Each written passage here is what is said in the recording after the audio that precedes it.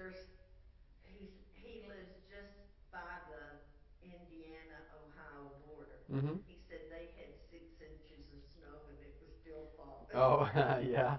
I saw somebody posting on Facebook, I think it was yesterday or the day before, that they had already had, you know, a couple of feet and were supposed to be getting a bunch more, and it was still really coming down. And where my brother lives up in the upper peninsula of Michigan, he said that it stays covered up with snow there probably Most of the winter. 7 months out of the year, yeah.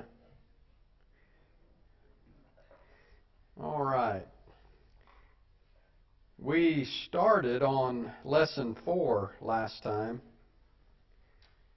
and I think we had gotten done with the first 2 sections of lesson 4, and we're ready for the exercises, weren't we? Because I remember I gave you all that homework to do the exercises before our next class, and then we've canceled a couple of classes, so you've had some extra time to do your homework. I'm going to quit giving homework if y'all cancel classes every time I give homework. So did we finish the first part, or was there still some on the first part we needed to cover? I don't know, we hadn't been here so long. It's been a couple weeks, few weeks. Well, just to kind of recap the first couple of sections, we're talking about the hermeneutical questions. And hermeneutical questions are questions that you ask of the text, right? They're questions that you ask for the text to answer, to get the context of the text you're looking at. It's immediate context, it's overall context in the book, remote context in the Bible. It's remote context and how it connects with everything the Bible teaches on this same subject. And so there's questions that you ask when you're studying. That's one of the reasons I really like when I'm studying something, whether it's Bible text or whatever book. I like to write study questions when I'm reading through something. If I'm reading something and a question occurs to me while I'm reading it, or what I'm reading prompts a question, I'll make a note of it and I'll go back and try to answer that question. And that's an exercise that really helps to get into the text and to understand the text. Anytime you're reading something and questions come up while you're reading that, well, that means that there's either things about that text that you need to answer that question so that you can better understand that text, or it's a question that comes up because something you read there you don't understand or you don't know what it means, so you note down that question about it. And when I have had students in preacher training classes, that's one of the things I've tried to emphasize is that if you read something without knowing what it means, for example, you're reading through whatever, say a commentary or something, and it uses a word like anthropomorphic, and you don't know what anthropomorphic means, you just keep reading. Well, that means that you're reading something that you don't know what it's talking about. And so you need to make sure that there's not questions like that those questions get answered so that you understand what you're reading. Anthropomorphic means something inanimate being given either inanimate or supernatural, because it's a term that applies to God too. When it talks about God seeing or God hearing or God's hand or things like that attributes human characteristics to something that's not human, like God, or the pews, right? The pews are listening. Sometimes preachers say that they're preaching to the pews, right? Like the pews are listening. That's anthropomorphic. That's anthropomorphizing the pews, giving the pews human characteristics for the sake of making a point, right? The pews are listening, meaning nobody else is. right? Okay. So that's what and that's kind of a sidetrack, but that's my point. You know, when you're reading something, if there's something in there that you don't know what it means, there's no way you can understand what you're reading until you get a definition of that. So don't ever skip over things that you don't know what they mean. You got to stop, ask the questions, do the work that's necessary to find out what that means. Okay, and that's how you really get into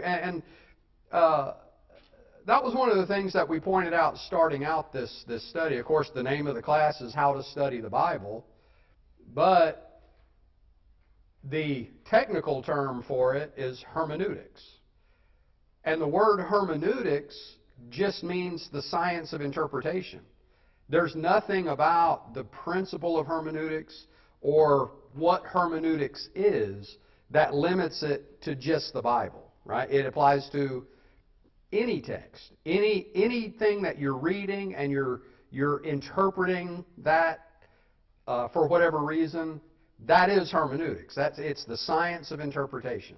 Okay, the reason that hermeneutics, the word itself, is almost exclusively applied to the Bible is because that's how it's come to be used, kind of like a cappella, where a cappella used to just mean a chapel style, or as the church does. Over the years, through its common usage, it came to mean something more specific. That is, a style of music without mechanical instruments, right? Well, you know, you do the etymology of the word, and where it came from was talking about music in the style of the church, or chapel style music, which it didn't have instruments. That's why it goes back in its etymology to that definition, which is pretty interesting. And so hermeneutics is kind of the same way. Hermeneutics didn't always just mean Bible study, but through common usage over the years and the way that it has been applied over the years, now in its current usage, it is almost exclusively used in reference to Bible study. So when we talk about how to study the Bible, that is what hermeneutics means. Hermeneutics is how to study the Bible. So the hermeneutical questions are the questions that we ask of the text to interpret the correct meaning of the text. Okay, we talked about that in our last class. Remember the more limited definition of hermeneutic used in our text, how to read the Bible for all it's worth. If he uses the word more specifically in reference to studying the Bible for personal application. So the heading, the hermeneutical questions, is referring to questions, referring to questioning the biblical text for personal application today. What do these texts mean to us? So we'll make this lesson an exercise in how to determine what is unique to the first century setting and what has application regardless of time and culture. Right? Because there are things in the Bible that only have application in the immediate setting of that text, right? Like Jesus telling the apostles not to worry about what they'll say in that day. Talking about in the time of persecution, when they're taken and they're made to give answer for what they're doing. He says, don't worry about what you're going to say in that day. The Holy Spirit will give you what you're going to say in that day.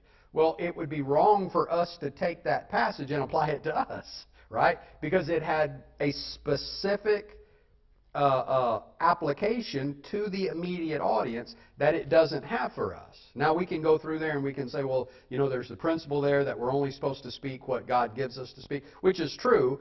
God gives it to us here, all right? So there are principles there that are more widely applicable, but we have to first find out what the immediate application is. And it's only then that we can see what any broader application might be.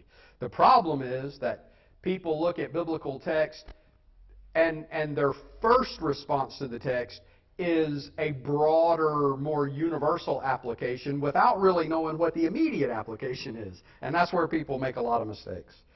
Okay?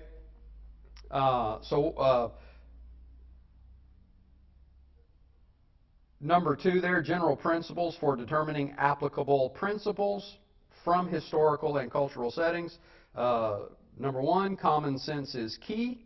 By common sense logic, we would understand that where the historic and cultural setting match exactly with our current setting, that the application would be exactly the same. And we looked at some examples of that. By common sense logic, we would understand that commands made to specific people in specific settings, like the one I just gave as an example, only pertain to those specific people. A biblical text cannot mean now what it could not have meant then. That is such a crucial principle for us to follow when we're studying our Bibles. It cannot mean now what it didn't mean then. Okay? That's why we have to do the work necessary to see what the original writer was saying to the original audience. And then once we have a good understanding of that, then we can see how it applies to us. Okay? But like I said, unfortunately, people do that kind of in reverse. C, we must distinguish between matters of indifference and binding doctrine. What the epistles specifically indicate as matters of indifference, with some examples there. Matters of indifference are not inherently moral, but are cultural. Things that are specifically identified as sin are never connected with matters of indifference. Things that are specifically identified as necessary to faithful Christian living are never connected with matters of indifference. And that is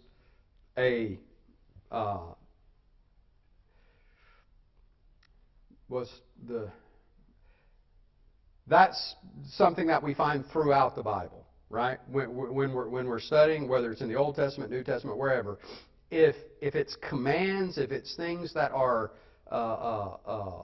commanded of the people and is a matter of morality versus immorality, or sin versus righteousness, those things are not connected with matters of indifference or judgment issues, right? There are judgment issues in the Bible. There's, some whole chapters talking about how to handle judgment issues, okay? But matters of essential doctrine, matters of right and wrong, faithfulness or unfaithfulness, those are never connected with matters of indifference, okay? I guess maybe the only exception to that would be the sin of binding matters of indifference as essential doctrine, right? That would be making it a doctrine of men, right? If you take something that is a matter of indifference and you bind that as a point of doctrine, well, now you have violated a doctrinal principle, right? And so I guess that would be the one exception to that. But that's not really an issue with the text itself. That's an issue with the way people apply the text, right?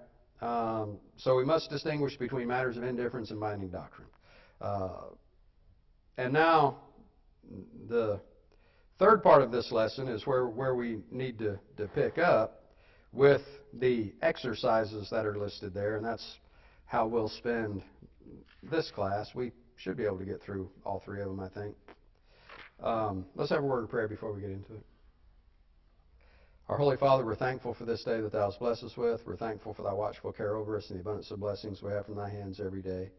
We're thankful for this time that we can be together in the study of Thy Word, and that we can talk about being more diligent students, more thorough students, and especially, Father, more accurate students of Thy Word, that we would make accurate application of the things that Thou hast revealed for us to live in the image of Thy Son. We pray that Thou would help us to be a positive influence on those around us, that we might draw others to salvation that is only in Christ. And we give Thee all the thanks and all the praise in His name. Amen. All right. So, exercise number 1, 1 Corinthians 12 through 14. Do you remember the little outline I gave you of 1 Corinthians 12 through 14? Anybody? Well, if the pews could talk, they'd tell me. See, that's anthropomorphic. All right. 1 Corinthians chapter 12. The enumeration of spiritual gifts. That's where Paul lists them out, says what they are, right? Chapter 13, the duration of spiritual gifts. That's where Paul says that the spiritual gifts are going to come to an end and when they're going to come to an end. When they did come to an end from our perspective. And then chapter 14, the regulation of spiritual gifts. So 3 chapters there. The immediate context of those 3 chapters is the use of spiritual gifts in the church. The context of that to the book of 1 Corinthians is Paul dealing with the divisions that were there in the church, right? There's several points of division that the church in Corinth was allowing to be contentious and divisive among them, right? Social status, who baptized them, any number of things. And here in these chapters, what spiritual gift they had. And it appears from reading these 3 chapters that the tongue speakers in the congregation were elevating themselves above everyone else. And, how that came to be, it's not real clear there, but the ones who were, maybe the ones who were, of a higher social status that he rebuked already for making, a show out of their elaborate meals in front of poor people that they weren't even sharing with the poor people. They were just doing it to say, oh, look how much more I have than you. It may be those same ones were tongue speakers. And so they were saying, see, we got the gift of tongues, so that makes it better, right? I don't know. The text doesn't clarify. But it is very clearly indicated that the tongue speakers thought they were better than everybody else. And Paul corrects that in those 3 chapters. So those 3 chapters are dealing with spiritual gifts in the church. So then question number 1 is, what about the text is unique to the first century church that would not apply to the church today? They had the gifts and we don't. Exactly right. It's dealing with something that was unique to the first century church. Because in 1 Corinthians chapter 13, right, that little outline I gave, chapter 12 is the enumeration, chapter 13 is the duration. It's because in chapter 13 and verse 10, and in the verses right there, he's talking about spiritual gifts coming to an end. Okay? So he says, when you study that and you see what he's talking about, that when the Word of God was completed and put down in a unified form, that the spiritual gifts would end. Right? That's what 1 Corinthians 13:10 and the verses right there around it are talking about. So he's got the duration of the spiritual gifts specified there. So that means that the enumeration of the spiritual gifts, the listing out of them there in chapter 12, the duration of the spiritual gifts in chapter 13, the regulation of the... Well, let me just ask that. If he says in chapter 13 that the spiritual gifts would come to an end with the completion when that which is perfect or complete, that's what he says, has come, that's this.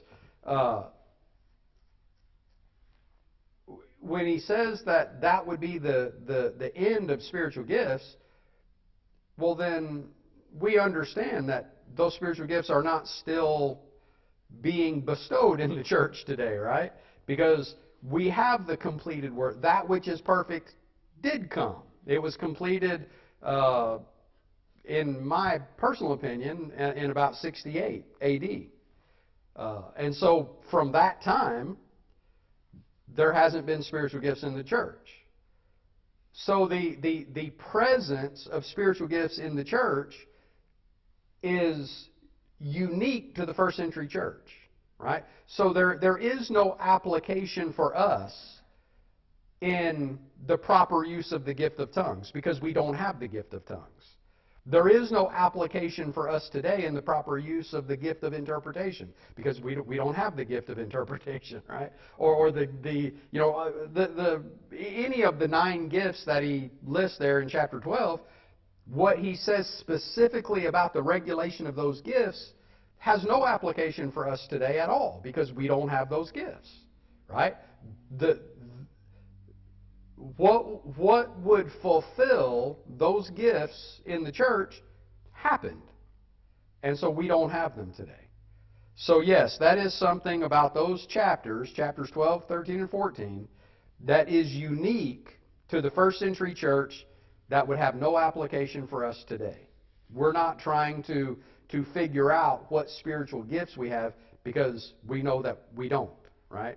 They're not still being bestowed. Not only that, but when we study spiritual gifts in the remote context of the entire Bible, or, people use those different terms differently. I use immediate context for the passage you're looking at, overall context for that connection to the book where it is, and then the remote context as its connection to the context of that subject throughout the whole Bible. The more remote parts of the Bible to that specific text, right? So it's immediate text, overall context, immediate context, overall context, remote context. And that's how I'm using the words, okay? And sometimes I get them mixed up between remote and overall. But just, you got those three levels, okay? You got the immediate context, you got the overall context of the book that it's in, and then you got the remote context of the entire Bible, okay? So, when we look at the more remote context of spiritual gifts, and we harmonize what Paul is saying in 1 Corinthians chapter 12, 13, and 14 with the overall teaching, see, I did it there. The remote context of the entire Bible on spiritual gifts. Well, what are some of the things that we learn about spiritual gifts from the remote context that show that there's no way that people in the church today can have spiritual gifts? Throw Acts chapter 8 into the mix. Right? Does Acts chapter 8 say something about the reception of spiritual gifts and how spiritual gifts were given? Right? What was the sin of Simon the sorcerer in Acts chapter 8? You're going to buy it. Because he saw that it was given how? Through the laying on of the apostles' hands, right? He had been with Philip. That's what had converted him, is he had seen Philip's power, the spiritual gifts that Philip had, and his demonstration of miraculous power. And he didn't offer to buy it from Philip because Philip wasn't giving it to other people, right? But then the apostles came, Peter and John specifically.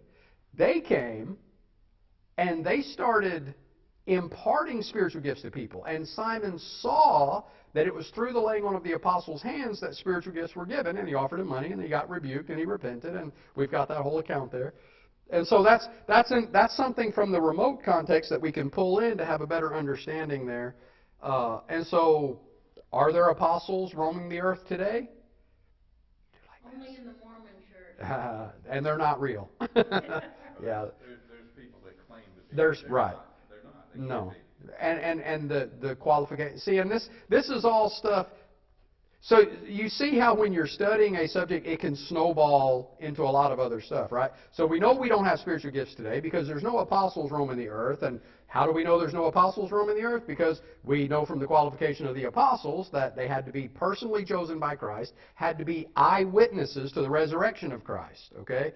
Nobody today can qualify. Not to mention, Paul said he was seen last of all by me. When he says that he was seen last of all by me, well, Stephen saw him, didn't he?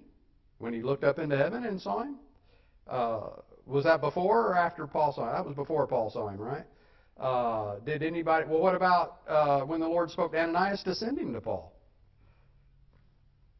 So Paul's talking about a specific seeing of the Lord to qualify him for an apostle. He was the last one. In other words, Paul was the last one to be qualified as an apostle. So that's Paul's point, okay? So we know that there's no apostles roaming the earth today to impart spiritual gifts. So what Paul is saying about spiritual gifts in 1 Corinthians chapters 12, 13, and 14 is only applicable to the first century church. Okay, so question number 2. What about the historical context helps understand the application being made to the first century church? And is there a general principle there that would apply to the church today?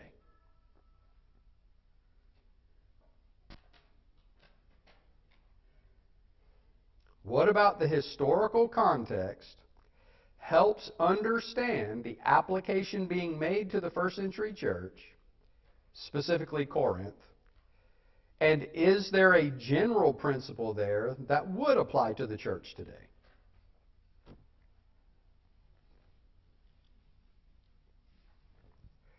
So think about the historical context.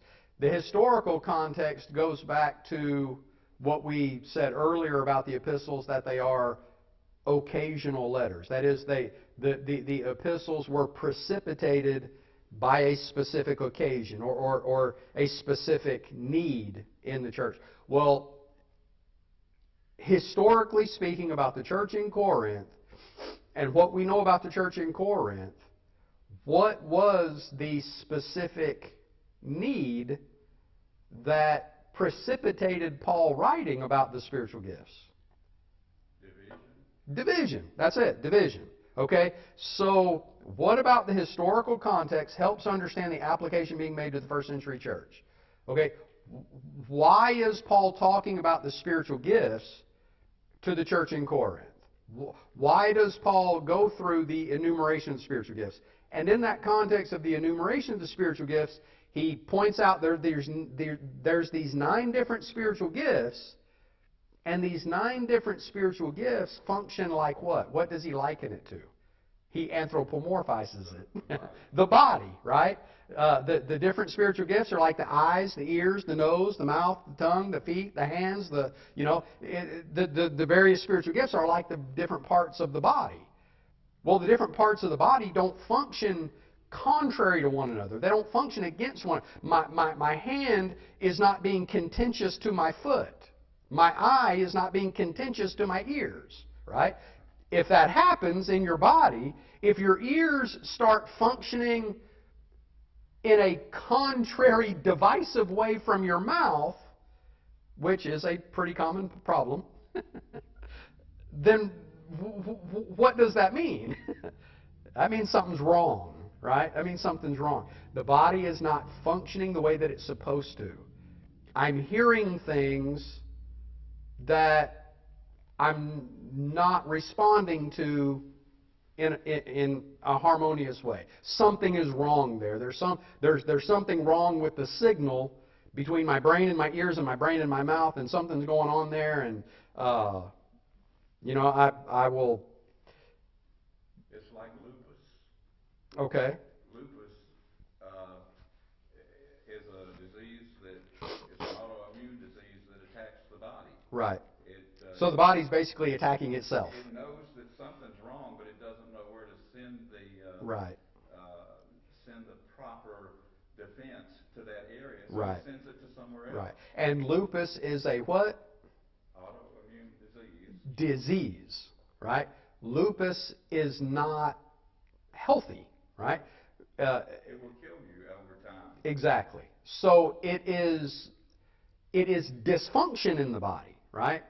So is dysfunction in the body desirable, or is harmony in the body desirable? Of course, harmony, right?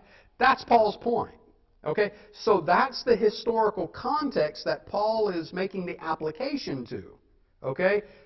Yes, you've all got these different spiritual gifts, but these differing spiritual gifts are not something to be divided up over. They're something to be united over. Right? Because they complement each other. They help each other. The tongues are useless without the interpreter. Right? Now we're getting over into chapter 14. Right? Prophecy is useless without the ability to communicate it to the audience. So if you got, 3 or 4 different prophets all speaking at the same time, while you got tongue speakers talking at the same time, while you got people singing at the same time, it's just a insane chaos. Right? It's just noise, right? And that's his point there. So the connection to the historical context and why Paul is even talking about spiritual gifts to begin with is the problem of division in the church. That's the historical context, okay? So What about the historical context helps understand the application being made to the first century church? Okay, you're being divided up over these spiritual gifts. These spiritual gifts are all supposed to work together. It's like the members of a body. You're not supposed to be against each other. You're supposed to be united together with each other. That's the application in the historical context. So, is there a general principle? Now, what would the general principle be? In all of that discussion about the spiritual gifts and the regulation of the spiritual gifts, this is how you're supposed to properly use them. Because God desires all things to be done what? The end of chapter 14? It's the last thing Paul says in chapter 14. He desires all things to be done decently and in order. Okay? So, for things to function decently and in order, there has to be what? Harmony, unity, cooperation, right?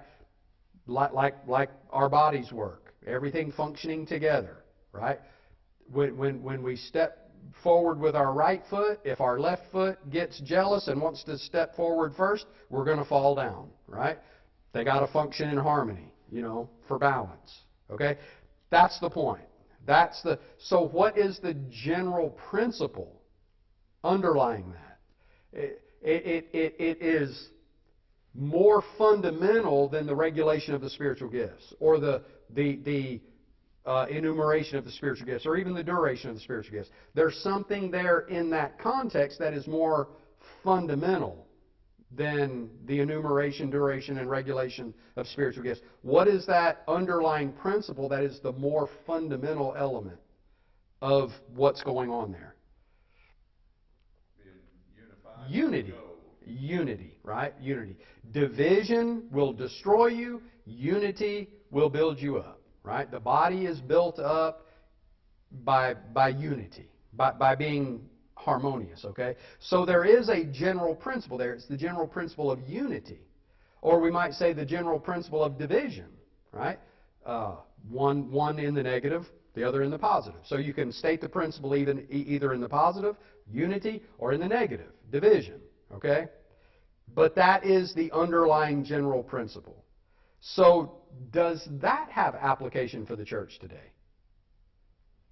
Yeah. When we hear lessons, you hear me teaching a lesson, or you hear somebody else preaching or teaching a lesson, and they go to 1 Corinthians chapter 12 a lot,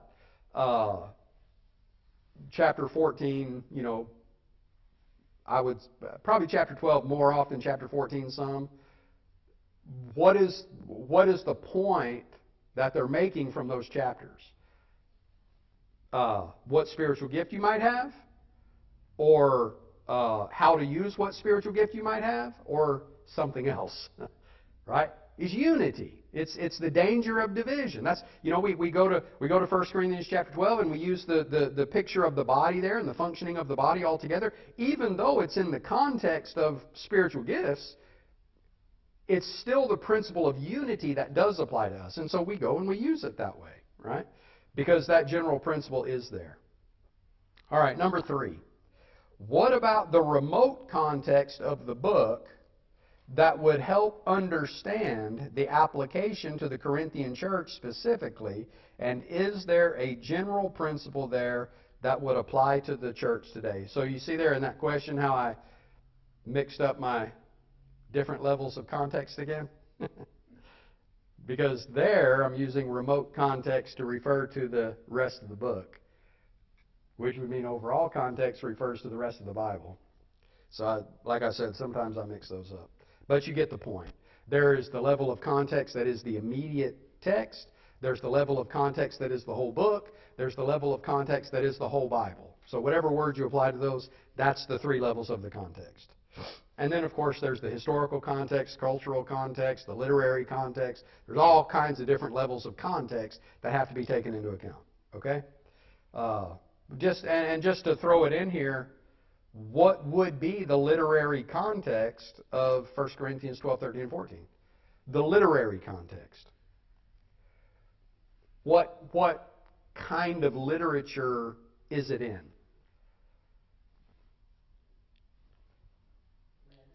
It's in a letter, an epistle, right? That's a type of literature, right? A letter or an epistle. So if I write you a letter, you read that differently than you would if you were reading a poem, or if you were reading a history book, or you were reading, whatever. Different kinds of writing we read differently. So the literary context is important to know, okay, this is an epistle. It was in the historical context, Paul writing to a fairly recently formed church, because he wrote this not long after he had been there, right? And he's writing this letter back to them because of reports that he had gotten from there. And that's the historical context, what's going on, right? So, number 3, what about the remote context of the book that would help understand the application to the Corinthian church specifically, and is there a general principle there that would apply to the church today? And that goes back to the division and the emphasizing of unity, and that, yes, there is that general principle for us today. Any questions or comments?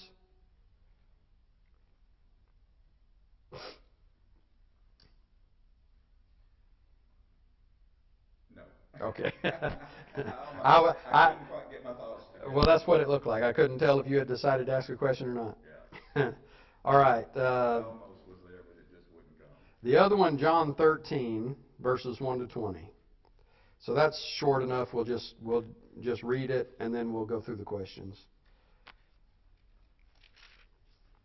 John 13, 1 to 20. Now before the feast of the Passover, when Jesus knew that his hour had come, that he should depart from this world to the Father, having loved his own who were in the world, he loved them to the end. And supper being ended, the devil having already put it into the heart of Judas Iscariot, Simon's son, to betray him, Jesus, knowing that the Father had given all things into his hands, and that he had come from God and was going to God, rose from supper and laid aside his garments, took a towel and girded himself. After that he poured water into a basin. I looked away for a second and lost my place. He poured water into a basin and began to wash the disciples' feet and to wipe them with the towel with which he was girded. Then he came to Simon Peter, and Peter said to him, Lord, are you washing my feet? Jesus answered and said to him, what I am doing you do not understand now, but you will know after this. Peter said to him, you shall never wash my feet. Jesus answered him, if I do not wash you, you have no part with me. Simon Peter said to him, Lord, not my feet only, but also my hands and my head. Peter's always going from one extreme to the other, isn't he? Yeah. Jesus said to him, he who is bathed needs only to wash his feet, but is completely clean. And you are clean, but not all of you. For he knew who would betray him. Therefore he said, you are not all clean. So when he had washed their feet, taken his garment, and sat down again, he said to them, do you know what I have done to you? You call me teacher and Lord, and you say, well, for so I am. If I then, your Lord and teacher, have washed your feet, you also ought to wash one another's feet. For I have given you an example that you should do as I have done to you. Most assuredly, I say to you, a servant is not greater than his master, nor is he who is sent greater than he who sent him. If you know these things, blessed are you if you do them. I do not speak concerning all of you. I know whom I have chosen, but that the scripture may be fulfilled, he who eats bread with me has lifted up his heel against me. Now I tell you, before it comes, that when it does come to pass, you may believe that I am he. Most assuredly I say to you, he who receives whomever I send receives me, and he who receives me receives him who sent me. Okay, so question number 1, what is the historical context of the passage?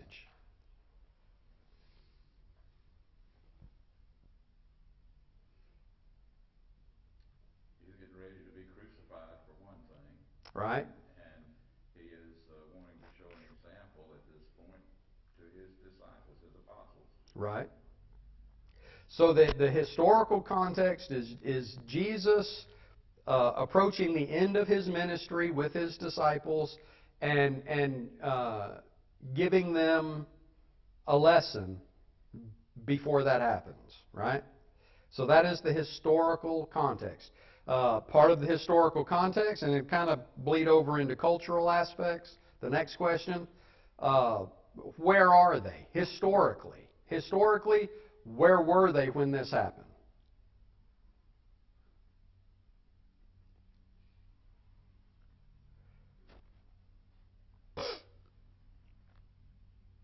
What had just taken place?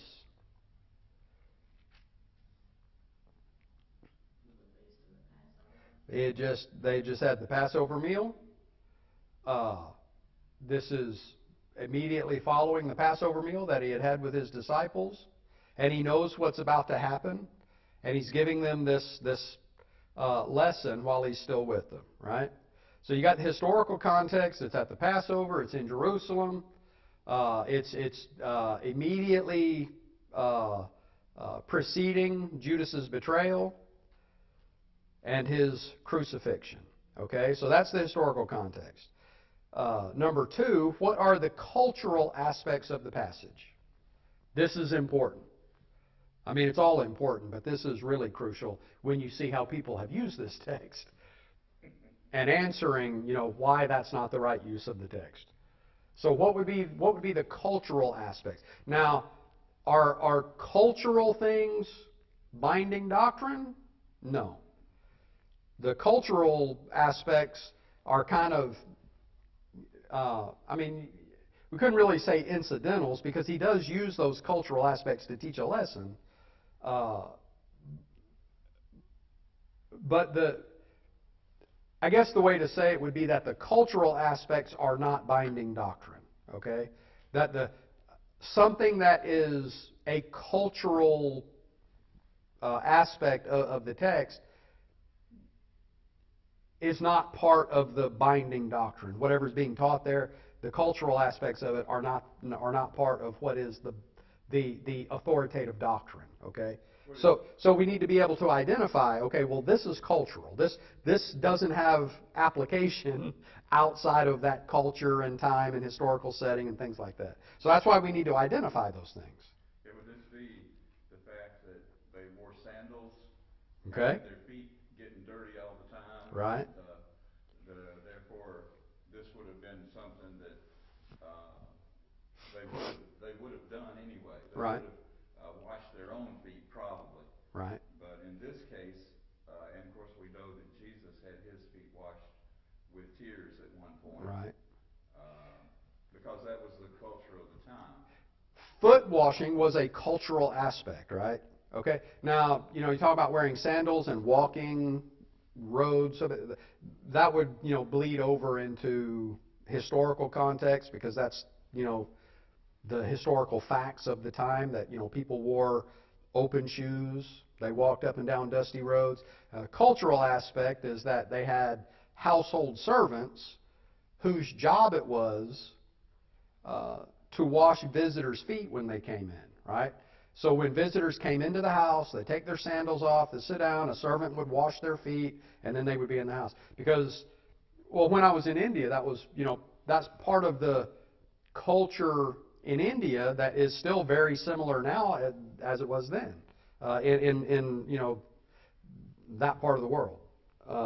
So when you go into a house, they don't still have foot washers there. That they practice foot washing as kind of a cultural thing for special occasions, but as just an everyday thing. They don't have foot washers that wash your feet when you come into the house. But when you come into the house, you are expected to take your shoes off and not walk around on the floor with your shoes, because people sit and eat on the floor, right? They don't have furnishings like we have, in Western culture. They, lounge around on the floor, which, is, I kind of like it. And I saw it depicted Mhm. of how the Last Supper would have been, and that they would have all been pretty much kneeling or laying on the floor Right. to eat. They weren't sitting in chairs. Exactly. That's exactly right. Yeah. They if there were tables, they were kind of low to the ground. You ever see the little Japanese tables that they have just where they sit on the floor at these little short leg tables and do their thing? So if there was a table, it would have been like that. It would have been something low to the floor. Because yeah, they did sit on the floor. So they didn't roam around in the house like we do, with our shoes on and stuff, because they sit on the floor. So they didn't want people walking around there. So part of the culture was when somebody would come into the house, one of the first things that would happen is somebody would wash their feet. Now, again, part of the culture of the household servants, the lowest rung on the ladder was the foot washer. The servant who had to wash visitors' feet or wash people's feet when they came into that, whether it was people that lived there or not, that person, their job was to wash the feet of people coming in from outside into the house. Okay? And that person was considered to be the lowliest of the household servants. Okay? I used to say low man on the totem pole, but then I did a little more reading about totem poles, and the lowest icon or idol or whatever it is on the totem pole was the most important one, and it went down from there because The rest of them. and that was the one that they were eye to eye with. That was the one that they were approaching. So we kind of have a misconception about low man on the totem pole because that's not actually how it worked. But anyway, so that's the cultural aspects of it, right?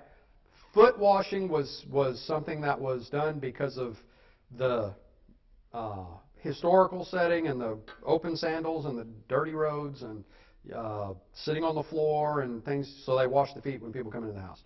The cultural aspect of it would be that the foot washer was the lowest of the household servants, okay? So that is a cultural thing, all right? So when Jesus put the towel around his waist and got down on his knees, on his hands and knees, to start washing the disciples' feet, according to their culture,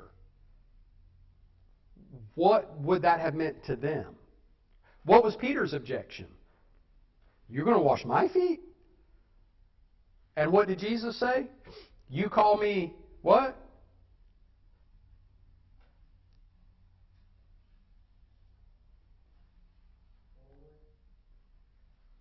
Lord and Master? Or you? He says, you call me teacher and Lord, and you say, well, for so I am. If I then, your Lord and teacher, have washed your feet, you also ought to wash one another's feet. Well, in their culture, the foot washer was the lowliest of the servants. And here's Jesus, their Lord, their Master, the one that they called Rabbi. And he's down on his hands and knees washing people's feet? That would have been very hard for them to take. Okay? But he's making a point, isn't he? And we're going to get to the point in just a minute. So that's why Peter had a problem with it. That's why, it would have been shocking because of the cultural aspect of it. Okay? So now, number 3, what is the general principle of the passage? So let me just emphasize again, what is the cultural part of it? What's the cultural part of the passage? The foot washing. Okay? Are cultural things binding doctrine? No.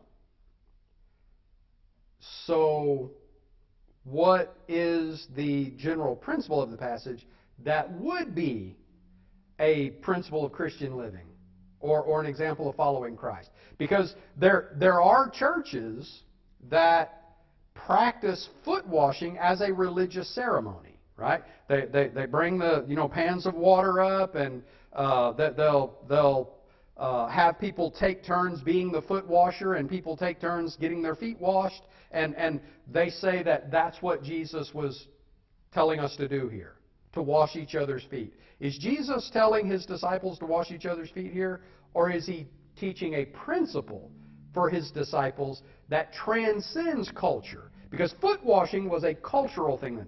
Why don't we practice foot washing now? I mean, I wash my feet. I wash my feet, right? Well, why don't we have, whenever we go into a house, somebody there to wash our feet? Why don't we do that in our culture today? We don't need to. We don't need to. We wear shoes and socks, right? We cover up our feet to keep them clean. We don't walk around barefooted. We don't walk around in open sandal toe shoes, right? Not if you're a grown man, anyway. Sometimes I do. But I wash my own feet. So, what is the general principle that Jesus is teaching? When he says in verse 15, "For I have given you an example that you should do as I have done to you." Is the example that Jesus gave how to wash feet? No. That's not the example he's talking about. He's not saying there that I have taught you how to wash each other's feet, so now you all go and wash each other's feet. That's not what he's saying. I mean, that's kind of ridiculous, isn't it, to think that that's what he's saying? Because foot washing was a common everyday practice. I mean, everybody knew how to get your feet washed. Everybody knew that when you went into a house, there was going to be, some little servant girl there or some little servant boy there that was going to wash your feet, right? Everybody knew that. That's not what he's talking about there. That is not what he was teaching them. So what is the principle there that he's teaching them? He's telling them that they're servants. Servanthood. Serve one another, right? So is there a higher rung of the ladder than Christ? No. He is the preeminent one. He is the head of the church. He is my prophet, priest, and king, right? He is the top of the ladder. And yet he got down on his hands and knees and washed his disciples' feet. We talk about I'm going to switch back now to be in harmony with the questions and say the overall context of the Bible, okay? Is that fitting with the overall context of the Bible? That idea of service, right? What is something that is established in the Old Testament that carries on through to the New Testament, right? Who are the servants of the church in the New Testament? What do we call them? Priests. No. They were The you had priests in the Old Testament that served the temple, served the who are the servants of the church of Northside here? Okay, in broader sense, yeah, all Christians, right? the elders are The elders, right? Isn't that a principle that's established all the way back with Jacob and Esau, right? Which one was the older and which one was the younger? Esau was older. Esau was the older. Jacob was the second, right? Esau came out first and then Jacob, right? So which one should have been the servant of the other, but it got flipped? Jacob should have been the servant. Everything should have gone to Esau as the firstborn, even though they were twins. He came out first. It should have gone to Esau as the firstborn, and Jacob should have been Esau's servant. And we know how that all played out. And the older became the servant of the younger. And that's a principle that it's in several places in the Old Testament. The older serving the younger, right? So we get over to the New Testament, and who is it in the church that is serving the rest of the church? It's the elders serving the church. The elder serving the younger, right? And in that setting that's not necessarily chronological age, but spiritual maturity, right? Because the elders are supposed to have the qualifications of being spiritually mature people, right? And chronologically mature people, because they have to have believing children. But you get my point, right? So the older serve the younger. So there's this principle of servanthood all through the Bible, where the ones who, from a worldly perspective, should be the ones getting served, they're the ones doing the serving, right? You look at, human organizations. The higher up the level of authority, the more that person gets service, get other people serving him, right? Not in the church. The higher the level of authority, the greater the responsibility of service to others, right? Elders, deacons, preachers, Bible class teachers, members of the congregation serving each other. That's the principle being taught here. We're all supposed to be serving each other, because he tells them, what I have done for you, the preeminent one, the anointed one, your prophet, priest, and king, what I have done for you, you do to one another, right? So what does that say anytime someone gets the idea that a certain level of service is beneath them? That's not my job. Right. How does this answer that? It is my job. It is my job. That's right. If I don't want to get,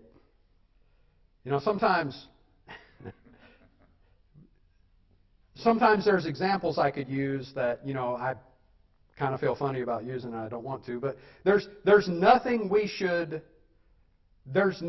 that our brethren should need from us that we're not willing to do, right? Unless it's, sinful to, but then they shouldn't want it from us, right? Go ahead. I also get the impression that he's saying that we should serve others, Right. but that we shouldn't think that because this one's serving me, I'm Right. better than him. Exactly right. Exactly right. It reinforces God is no respecter of persons. Right. Do you think that, and again, it was Peter's objection, right? That Peter was objecting to somebody that he considered his Lord, his master, the Messiah. Peter knew who Jesus was. And for Jesus to be down on his hands and knees washing his feet was unthinkable to Peter. Peter said, no. And Jesus said, you have to let me. If you don't let me, then you have no... In other words, if you don't acknowledge the importance of serving one another, even to the point of my serving you in this very lowly way, well, then you're not really getting it. That's his point there. That's what he's saying to Peter. If you don't let me wash your feet, you have none of me, right? You're not of mine. Another thing that you can look at too there, it goes to a different passage, but when Jesus was baptized, Mm-hmm. I was reading something that said, did Jesus have to be baptized? Mm-hmm. He did. He did. Because he had to be the example, and he knew he had to be and he was serving the Father. Well, it's the same thing that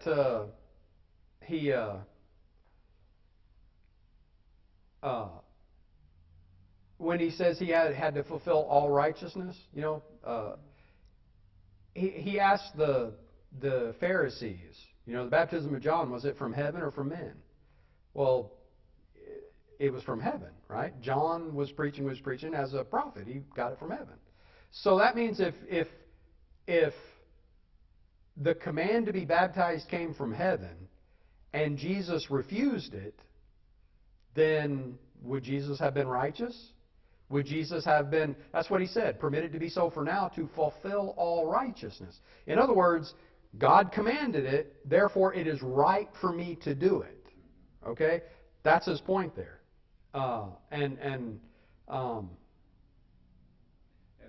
He had to do it to be obedient. Right. He was obedient as a servant to the Father, And when he is being a servant to his apostles, he is showing an example to Right. everybody.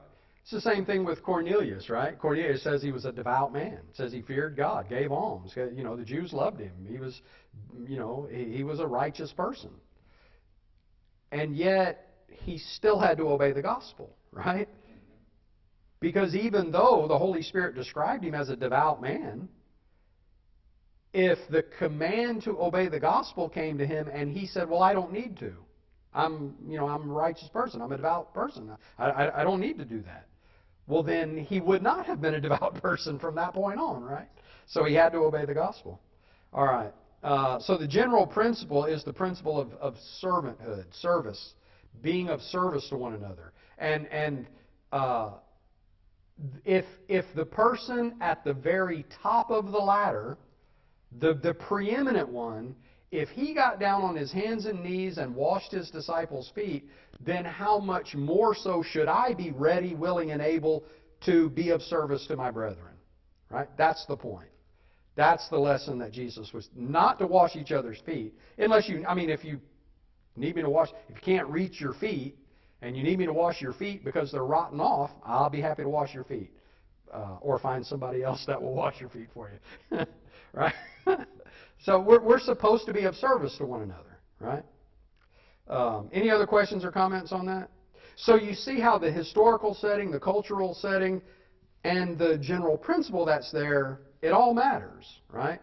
Because failing to distinguish between cultural and principle is why there's churches out there today that have the procession up the aisle for people to get their feet washed. And it's usually, you know, sometimes it's the elders washing the congregation's feet. Sometimes it's the preacher washing, you know, the deacon's feet, or, you know, what have you. That's not the point there. See, you're taking something that is cultural and you're lifting it out of that culture where it's recorded and putting it into cultures where it doesn't fit. That's not the point there. The point there is to serve one another. Okay? All right. Well, we don't have time for Hebrews 5:12 to 6:3, so we'll pick up there, Lord willing, next week. Any questions or comments? All right. Gerald, do you want to dismiss us with a prayer?